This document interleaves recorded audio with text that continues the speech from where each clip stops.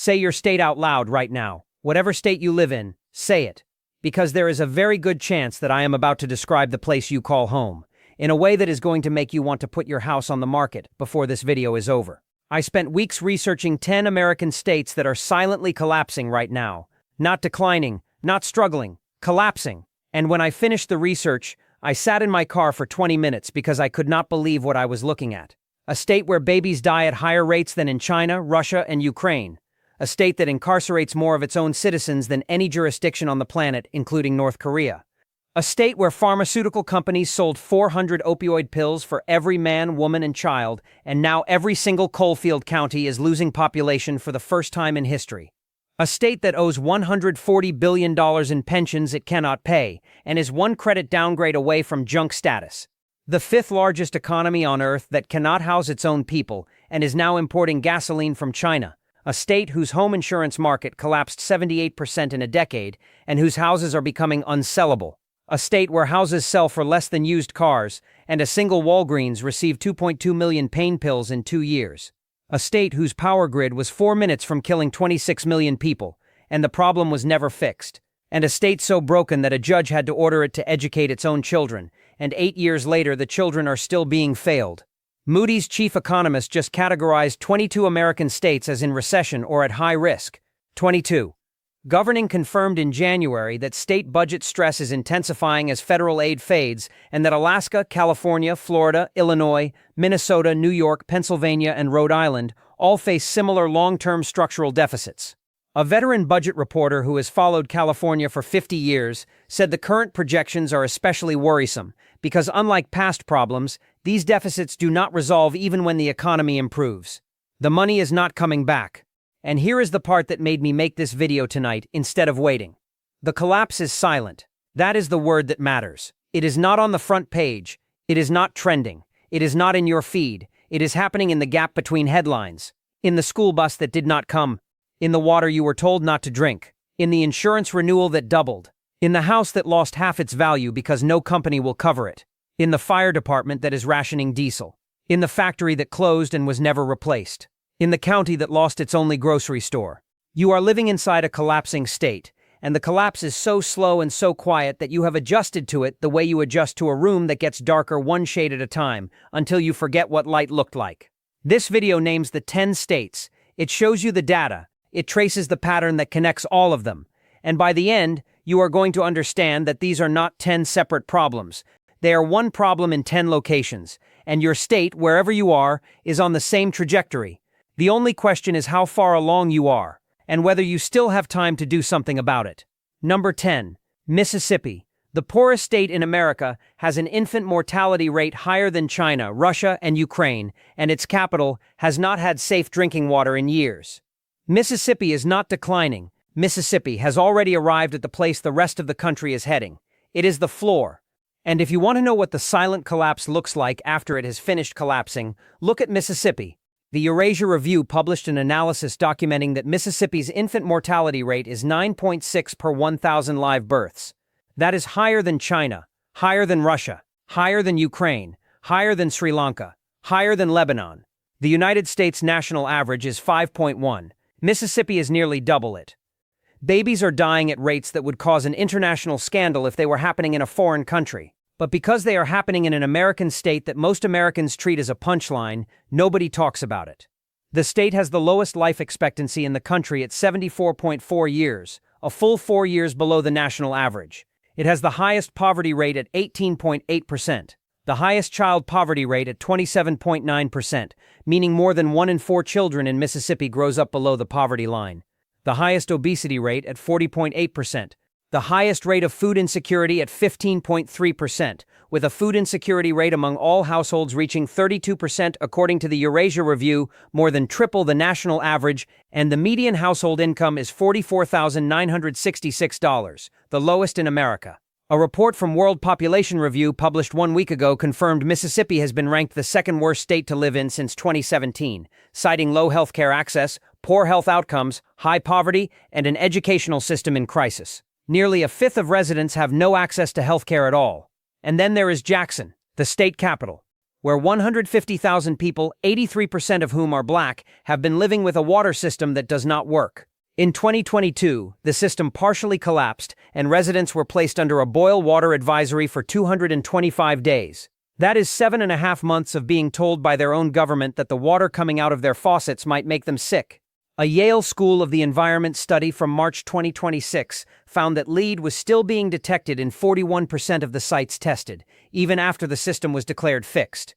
And Brookings published a piece documenting that Jackson's crisis is tied to its inability to invest in infrastructure because of ongoing economic and fiscal difficulties from a declining population and a high percentage of low-income residents. The water system, the roads, the bridges, the sewer lines, all of it is failing because the people who live there do not have enough money to maintain it, and the state government chose to pass a tax cut instead of investing in infrastructure. Paul Krugman, the Nobel Prize-winning economist, put Mississippi in international context. He said Mississippi's GDP per capita is roughly 60% of the national average, which makes it about as wealthy as Southern Europe, roughly on par with Spain, a bit richer than Portugal, except Spain and Portugal have universal health care. They have functioning water systems. They have public transit. They have safety nets. Mississippi has the highest homicide rate in the nation, a capital city where you cannot drink the water, and a governor who called a tax cut an investment in Mississippians while the pipes corroded underneath them. And here is why Mississippi is number 10 on this list and not number 1. Because Mississippi is not the state that is collapsing. Mississippi is the state that already collapsed, quietly, without cameras, without national outrage, without a hashtag that trended for more than 48 hours. It collapsed and the rest of the country moved on. And the 2.9 million people still living inside the wreckage wake up every morning in the richest country on earth and live like they are in a different one entirely. Number 9. Louisiana. The state with the highest incarceration rate on the planet spends more on locking up its citizens than educating them, and its budget reserves are the lowest in the country. Louisiana does not just have the highest incarceration rate in the United States, it has the highest incarceration rate of any jurisdiction on the planet.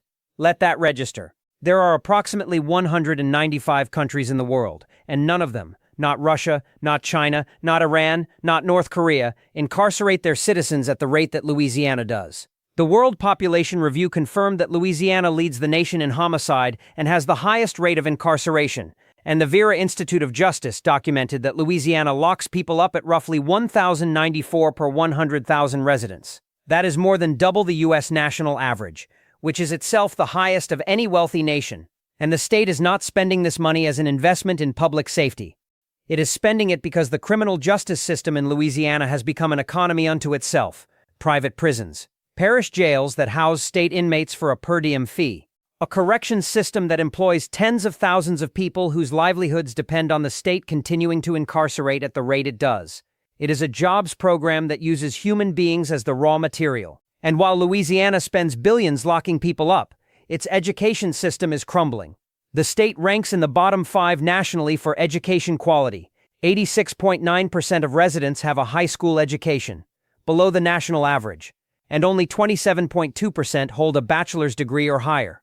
The pipeline from failed education to incarceration that the Invisible Children Manifesto described runs through Louisiana like a superhighway, and the fiscal situation makes it almost impossible to fix. National Business Capital published an analysis in May 2025 documenting that Louisiana had banked only 8.6% of spending in government reserves, ranking dead last among all 50 states. That means if a recession hits, if a hurricane hits, if the oil market shifts, if the Iran war's economic shock reaches the state's budget, Louisiana has almost nothing saved to absorb the blow. And the unemployment insurance system covers only 11.7% of the unemployed population, ranking 47th nationally.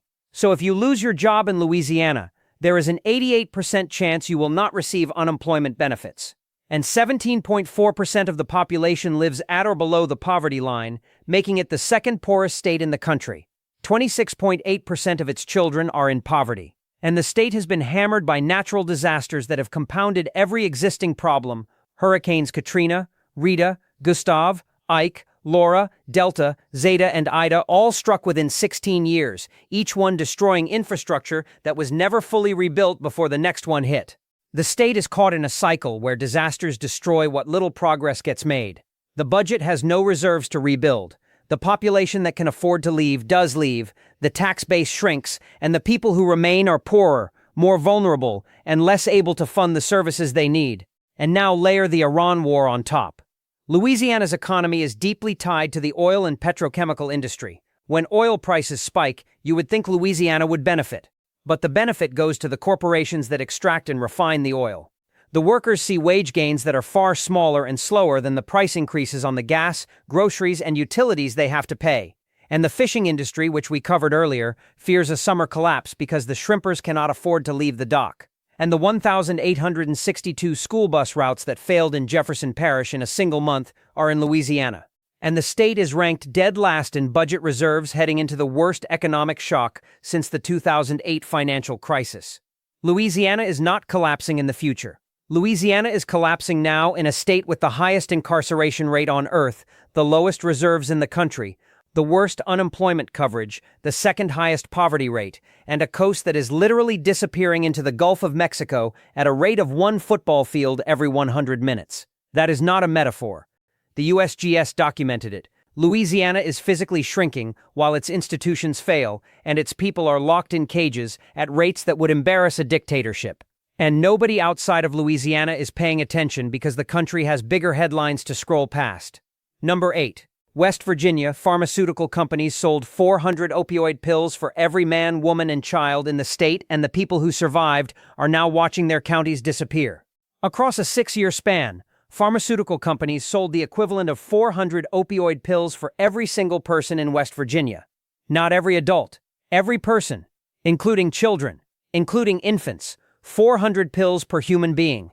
And that was only the legal trade. The Charleston Gazette-Mail exposed it in an investigation that won the Pulitzer Prize, documenting that drug distributors shipped 780 million hydrocodone and oxycodone pills into a state of 1.8 million people in 6 years. And the result was the highest opioid overdose rate of any state in the country. At the peak, a West Virginian was dying of a drug overdose every 10 hours. And a physician who manages the largest medical system in the state wrote something that should be framed and placed at every entrance to every county in America.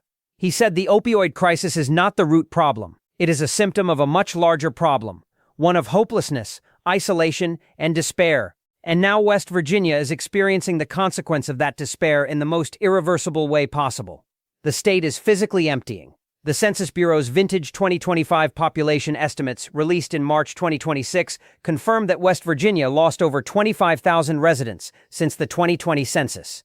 And West Virginia Watch published a devastating analysis in April 2026, documenting that for the first time in the 5 years since the census, every single one of West Virginia's 16 Central Appalachian coalfield counties is simultaneously losing population, driven by more deaths than births and more people leaving than arriving. No other state in the 4-state Central Appalachian region has that distinction. Every coalfield county is dying, at once. And the details are staggering. McDowell County, which once had 100,000 residents during the coal boom, is down to approximately 16,000. Its per capita income is $14,000, which is economically equivalent to the nation of Panama. Cabell County, home to Huntington and Marshall University, lost 3,162 people in 5 years, with the largest natural decrease in the sub-region driven by opioid mortality and aging. Even Kanawha County, where the state capital Charleston sits, lost 751 people in a single year, just from deaths exceeding births, plus another 273 from outmigration.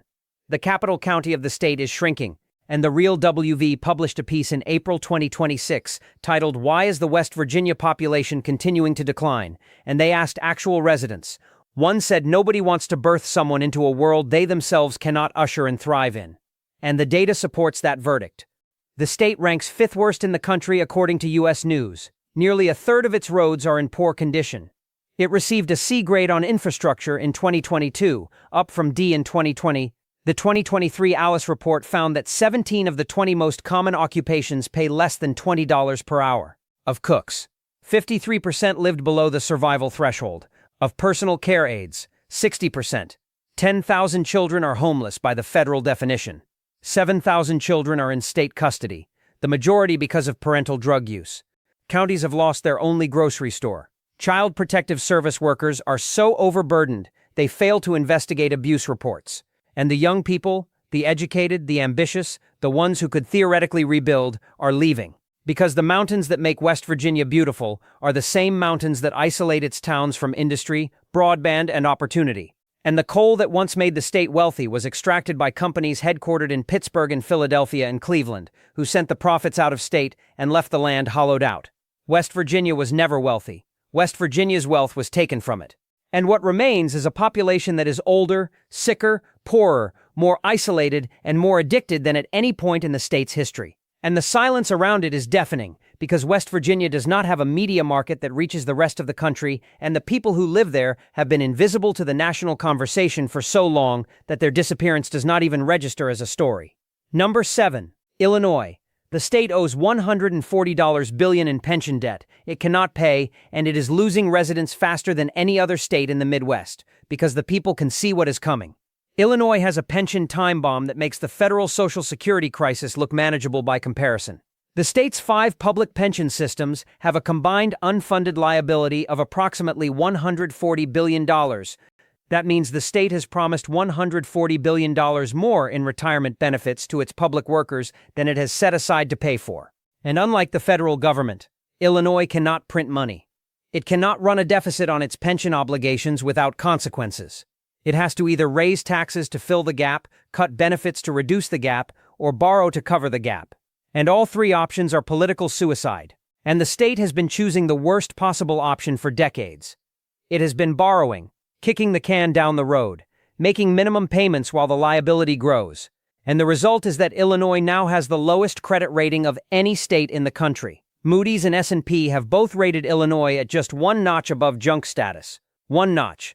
That means the agencies that evaluate creditworthiness have determined that Illinois is nearly as risky to lend money to as a failing corporation. And the governing analysis from January 2026 confirmed that Illinois is among the states facing the most severe long-term budget deficits. Their analysts said the 2028 problem is the bear, meaning the fiscal cliff that states are heading toward in 2028 when federal aid fully expires and structural deficits become unavoidable, is going to hit Illinois harder than almost any other state. And the people of Illinois can see the math. That is why they are leaving. Illinois has lost population in 9 of the last 10 years, according to Census Bureau data. Between 2020 and 2025, the state lost over 150,000 residents. Chicago alone has seen its population drop below 2.7 million for the first time in over a century. Young families and working professionals are moving to Indiana, Wisconsin, Tennessee, Texas, and Florida because the tax burden in Illinois is crushing. The state has one of the highest property tax rates in the nation. The state income tax was increased from 3.75% to 4.95% in 2017. And the people paying those taxes can see that the money is not going to roads or schools or hospitals. It is going to pension payments for retired state workers. And the pension payments are not optional. They are constitutionally protected in Illinois. Article 13, Section 5 of the Illinois Constitution says membership in any pension or retirement system shall be an enforceable contractual relationship, the benefits of which shall not be diminished or impaired. That means the state cannot cut pensions. It is legally prohibited from reducing the benefits it promised. So the only options are raise taxes further, which drives more people out, or borrow more, which lowers the credit rating further, or cut services, which makes the state less livable for everyone who stays. It is a doom loop. And the loop is accelerating, because every resident who leaves takes their tax contribution with them. And every tax contribution that disappears makes the per capita burden on the remaining residents heavier. And the heavier the burden, the more people leave. And the more people leave, the heavier the burden gets for those who stay. That is the death spiral of a state that made promises it could not afford and waited so long to address them that the only solutions left are catastrophic. And the $140 billion is not shrinking. It is growing. Because the retirees who were promised those pensions are living longer, drawing benefits longer, and the investment returns that were supposed to fund the gap have underperformed the rosy assumptions that pension boards use to justify not making full contributions for 30 years. Illinois is not going bankrupt tomorrow, but it is walking toward a cliff that every economist in the state can see, and the people who can afford to leave are the first ones walking away from it. And the people who cannot afford to leave are the ones who will be standing at the edge when the ground gives way. Number 6. California, the 5th largest economy on Earth, just lost 30% of its refining capacity, is importing gasoline from China, and has the largest homeless population in the country living in the shadow of $5 million homes. California is the paradox that proves the collapse is not about money. California has plenty of money. It is the 5th largest economy on Earth. Its GDP exceeds that of the United Kingdom, India, and France individually. Silicon Valley, Hollywood, the Port of Los Angeles, the Central Valley agricultural juggernaut, the biotech corridor in San Diego, the wine industry in Napa, the defense contractors in the Inland Empire, all of it generates staggering wealth, and none of it reaches the people who are sleeping on the sidewalk 10 feet from a Tesla dealership. California has the largest homeless population in the country. 181,399 people were counted on a single night in the January 2024 point-in-time count, roughly 28% of all homeless people in the United States, despite California having only 12% of the population. And the Los Angeles Homeless Services Authority counted over 75,000 in LA County alone. Tent cities line the freeways. Encampments exist in every major city from Sacramento to San Diego. And a CBS News documentary filmed this spring showed a new care campus in Los Angeles with pop-up fruit stands operating next to tent encampments and open-air drug markets simultaneously on the same block. That is California in 2026. A fruit stand and a fentanyl market sharing the same sidewalk. And the housing market that created this crisis has not corrected, it has intensified. The median home price in California is above $800,000, more than double the national median. In San Francisco, it exceeds $1.3 million. A family making $150,000 a year, which would be upper middle class in any other state, cannot afford a median home in most California metro areas. And the S&P Global analysis from 4 days ago confirmed that California has lost 30% of its refining capacity in 5 years. Phillips 66 closed its LA refinery. Valero closed Benicia. 3 companies now control 90% of the remaining capacity. The state is importing gasoline from China, and CalMatters said supply is stable for 6 weeks, uncertain after that. A USC and UC Berkeley analysis described the state as being on the brink of a cascading fuel supply failure, and the insurance crisis is compounding the housing crisis. State Farm pulled out. Farmers Insurance pulled out. Allstate is restricting new policies. Homeowners in fire-prone areas cannot find a company willing to insure them at any price. And the California Fair Plan, the insurer of last resort, has seen its exposure grow to over $300 billion, a level that industry analysts say is unsustainable if a major wildfire hits during a year when reinsurers are already stretched thin by global losses. And Governing's January 2026 analysis confirmed that California faces long-term structural deficits that veteran budget reporter Dan Walters, who has followed California budgets for 50 years, called especially worrisome. He said previous fiscal problems stemmed from temporary weakness in the national economy. The current projections show structural deficits that do not resolve even when the economy improves. The money is not coming back. The people are not coming back either. California lost over 500,000 residents in net domestic migration between 2020 and 2024. The people leaving are predominantly middle-class families who can no longer afford to stay. And the people arriving are predominantly lower-income immigrants who increase demand for services without proportionally increasing the tax base. And the state that used to be the symbol of the American dream, the place where you went when you wanted to start over, the golden state where sunshine and opportunity met at the intersection of ambition and geography, is now the state where a tech worker making $200,000 a year lives in a van because he cannot afford the rent, and a veteran with a Purple Heart sleeps under a tarp on a sidewalk in the richest zip code in the Western Hemisphere. California has not collapsed. California has fractured into 2 Californias that exist in the same physical space but occupy entirely different realities, and the crack between them is widening every month. And nobody knows how to close it because the wealth that could close it has no incentive to, and the government that should close it does not have the fiscal capacity to. California is not failing because it is poor.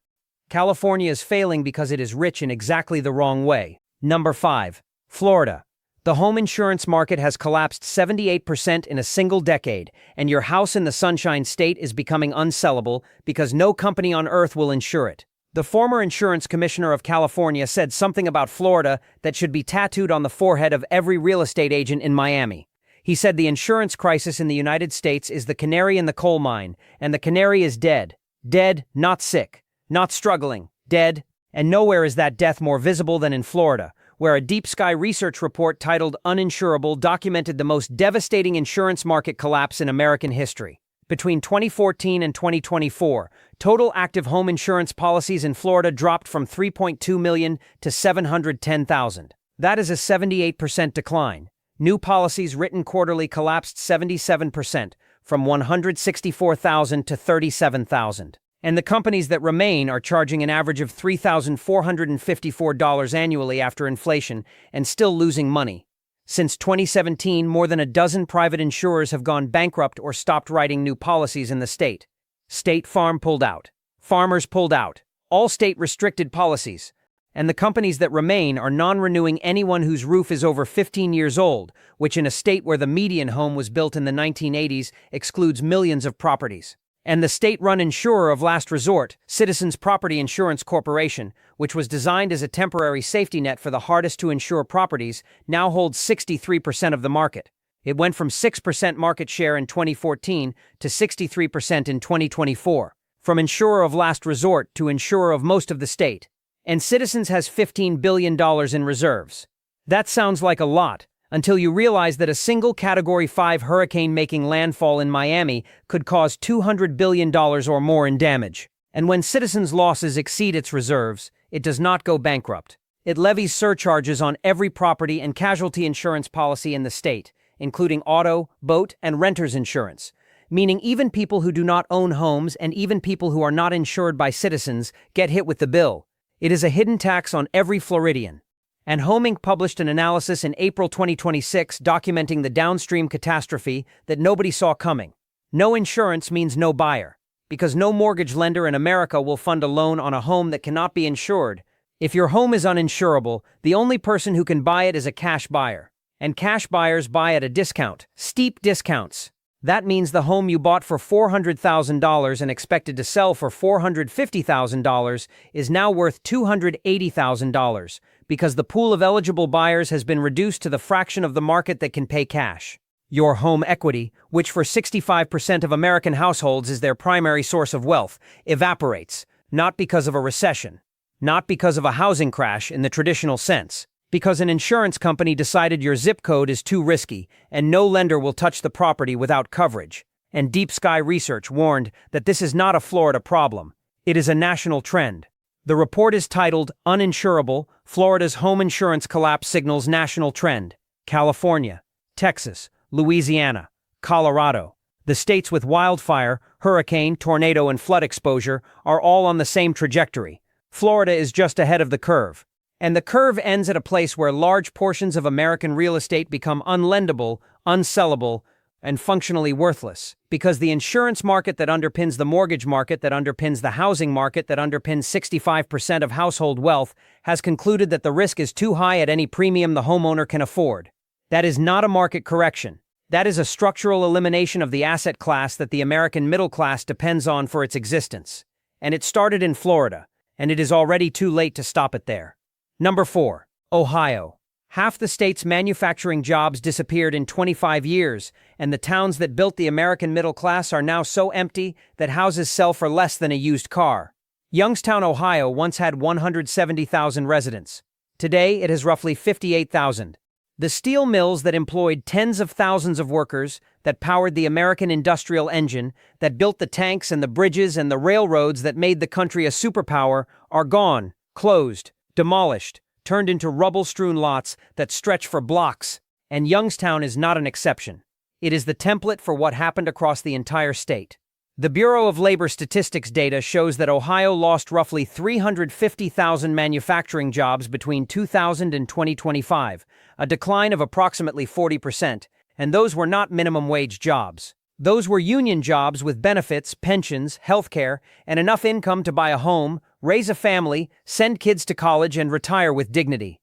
The jobs that built the American middle class, and they are gone, and nothing replaced them. The service economy jobs that moved in pay half as much. The BLS reported that manufacturing jobs in Ohio averaged $58,000 to $65,000 annually. The service jobs that replaced them, retail, healthcare aides, food service, logistics, averaged $28,000 to $38,000. A worker who lost a $60,000 manufacturing job and got a $32,000 service job did not lose a job. They lost a class. They went from middle class to working poor overnight. And the housing market tells the rest of the story. In some Ohio towns, houses sell for less than a used car. Zillow listings in Youngstown, Dayton, Cleveland, and Akron routinely show 3-bedroom homes listed for $15,000 to $40,000. That is not affordable housing. That is a price signal that the market has concluded the town itself has no future. Nobody pays $15,000 for a house in a place they expect to thrive. They pay $15,000 because nobody else will pay $16,000. And the population data confirms the verdict. Cleveland went from 914,000 in 1950 to 361,000 in 2024. Dayton went from 262,000 to 136,000. Akron went from 274,000 to 187,000. Canton went from 116,000 to 70,000. These are not small declines. These are cities that have lost half to two-thirds of their population in a lifetime, and the people who left were the young, the educated, the ambitious. The ones who stayed were the ones who could not leave, the elderly, the disabled, the people with family obligations, the people without the savings to relocate. And the tax base shrank with every departure, and the schools deteriorated, and the roads deteriorated, and the water systems deteriorated, and the hospitals closed, one by one, leaving entire counties without a single emergency room. And then the opioid crisis arrived. Ohio was ground zero alongside West Virginia. Pharmaceutical companies flooded the state with pills. A single Walgreens in the small town of Williamsburg received 2.2 million pain pills in 2 years. The overdose death rate surged, and the communities that had already lost their economic purpose lost their population to addiction on top of everything else. And then on February 3, 2023, a Norfolk Southern train carrying hazardous chemicals derailed in East Palestine, Ohio, a town of 4,700 people. The vinyl chloride that spilled and burned sent a toxic plume across the region. Residents reported headaches, nausea, and chemical burns. Fish were found dead in streams for miles, and 2 years later, residents are still reporting health issues, and the cleanup is still disputed, and the lawsuits are still pending, and the town is still there, still inhabited by people who cannot afford to leave a place that was chemically contaminated by a railroad whose profits in 2022 exceeded $4 billion. Ohio is not a state that collapsed from a single disaster. Ohio is a state that was hollowed out over 50 years by the removal of the economic engine that justified its existence, and then had opioids poured into the wound, and then had a toxic train derail through its backyard. And the silence around Ohio's collapse is the most damning part. Because Ohio is not a small state. It is the 7th largest. It has 11.7 million people, and most of America thinks of it as a flyover state that produces football and not much else. And that dismissal is the collapse.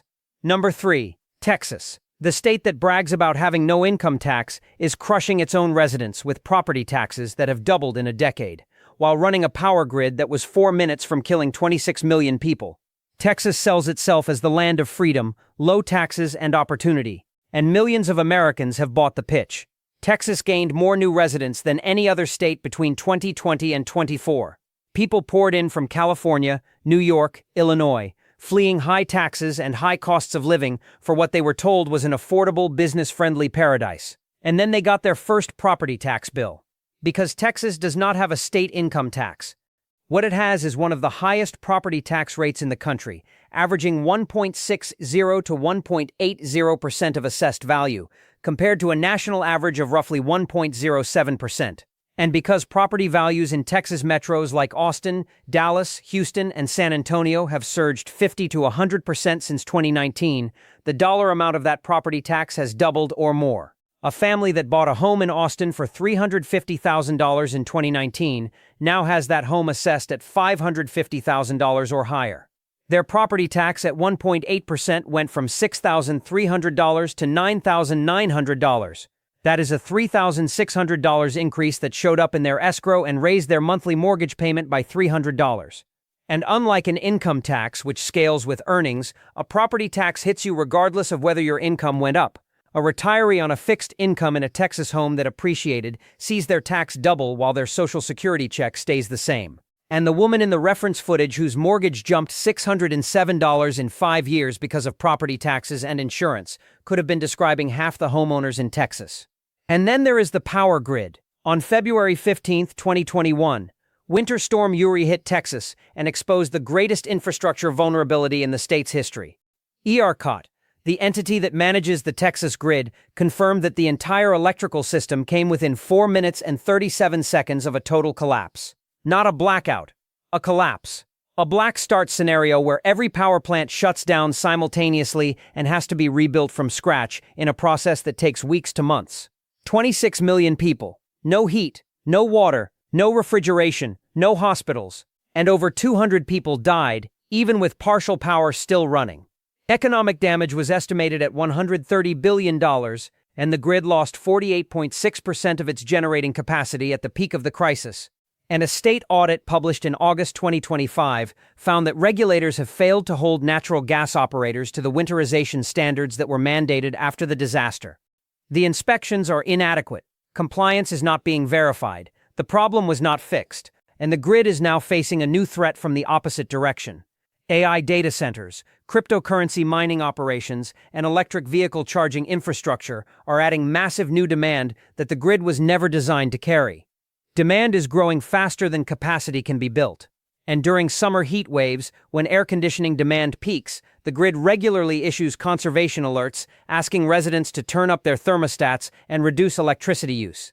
The state that cannot keep the lights on during a freeze also cannot keep the lights on during a heat wave. And Texas has no state income tax to fund the infrastructure investments that could fix the grid.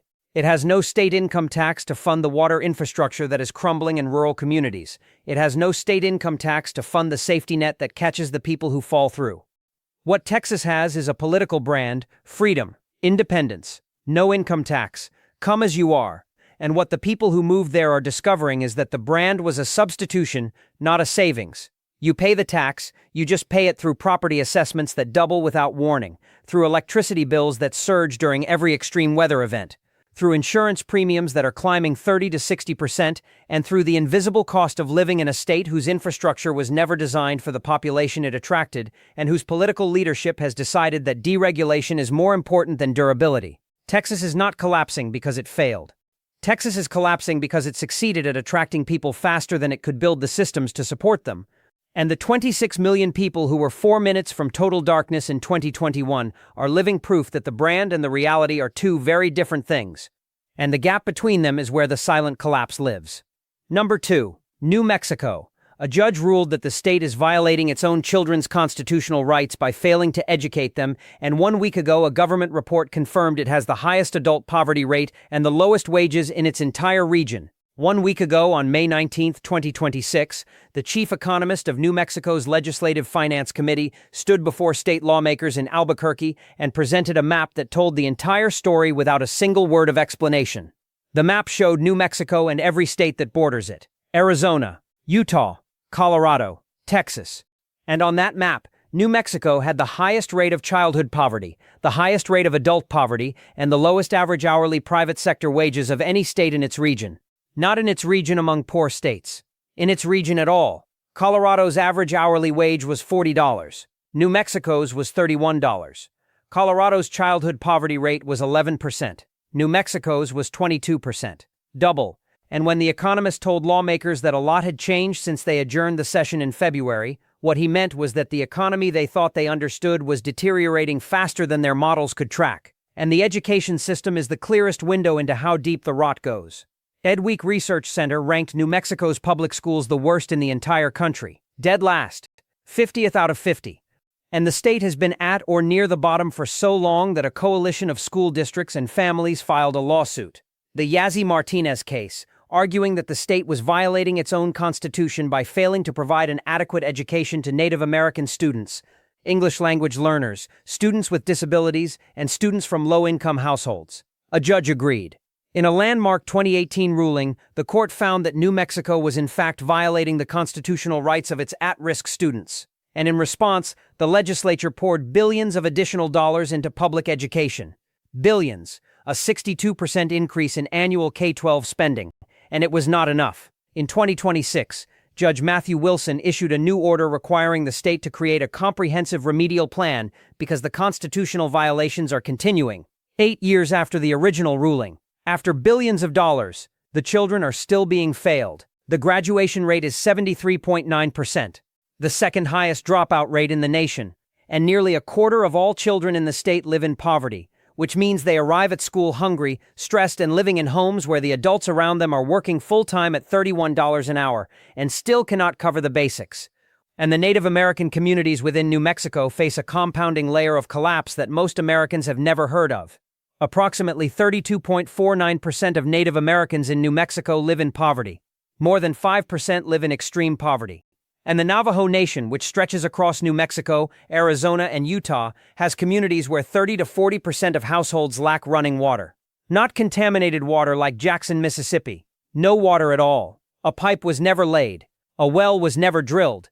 In the United States, in 2026, there are American citizens born on American soil living inside the borders of the richest country in the history of civilization who do not have a faucet, and they have been waiting for one for generations. And the judge keeps ruling that their rights are being violated, and the legislature keeps writing checks, and the checks keep bouncing against a reality that money alone cannot fix, because the structural poverty, the geographic isolation, the institutional racism, the educational neglect, and the political indifference are so deeply embedded that billions of dollars flow in and disappear like water into sand. And the children graduate. If they graduate into a state with the lowest wages in the region, the highest poverty, and the worst-ranked schools in the country.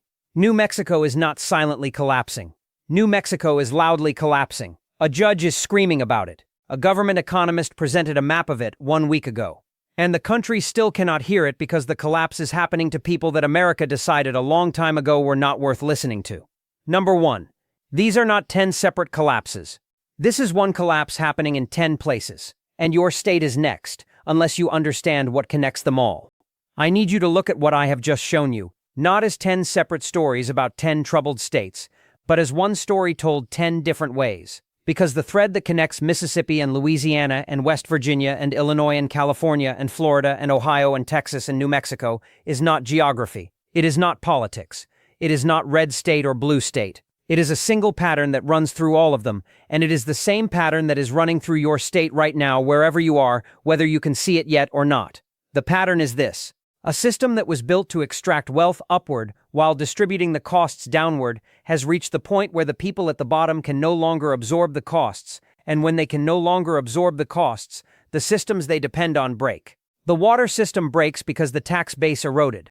The schools break because the funding was redirected to pensions or prisons or tax cuts for people who do not live there. The insurance market breaks because the climate risk exceeded what profit margins could absorb. The power grid breaks because deregulation prioritized investor returns over infrastructure durability. The housing market breaks because wages did not keep pace with prices. The healthcare system breaks because it was designed to generate profit, not deliver care. And the people break because they were strong for so long that something inside them finally went quiet.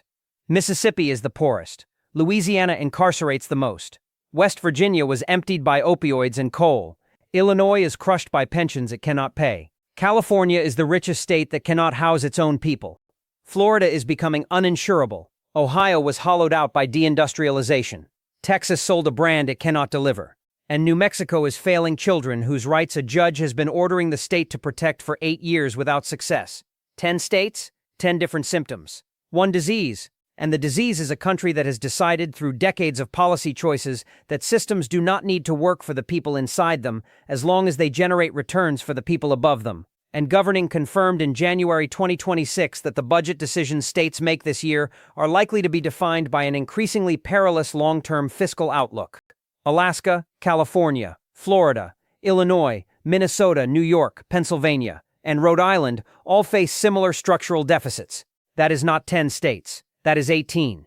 And Moody's chief economist Mark Zandi categorized 22 states as being in recession or at high risk, including Washington, Georgia, Maryland, Virginia, Oregon, Connecticut, New Jersey, Maine, Iowa, and the District of Columbia. 22 states, nearly half the country. And the silence around it is the collapse itself. Because a collapse that is loud gets addressed. A collapse that is silent gets normalized. And the normalization is what kills you. You stop being shocked that Jackson does not have clean water. You stop being shocked that West Virginia lost 25,000 people. You stop being shocked that a judge has to order a state to educate its own children. You stop being shocked that your insurance doubled and your property tax jumped and your power grid almost failed and your grocery bill makes you want to cry. You stop being shocked because being shocked every day is exhausting, and the human body was not built for sustained outrage, and so the outrage fades and the acceptance sets in, and the floor drops again, and you adjust, and the floor drops again, and you adjust again, and one day you realize you are standing in a place that would have horrified you 5 years ago, and you have no memory of how you got there. That is the silent collapse. It does not announce itself. It does not arrive in a single event. It arrives in the space between events, in the normalization of conditions that should never have been normal. And the only thing that breaks the pattern is awareness, seeing the thread, understanding that your state is on the same trajectory as every state in this video, just at a different point on the timeline, and deciding to build a life that does not depend on systems that are visibly and measurably failing. Build your emergency fund. Eliminate your debt. Stock your pantry.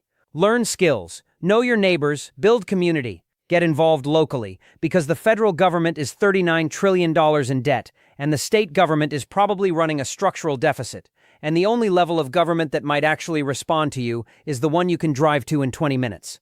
The silent collapse is not coming. It is here, in 10 states today, in 20 states by next year, and in your state before you are ready, unless you start preparing now.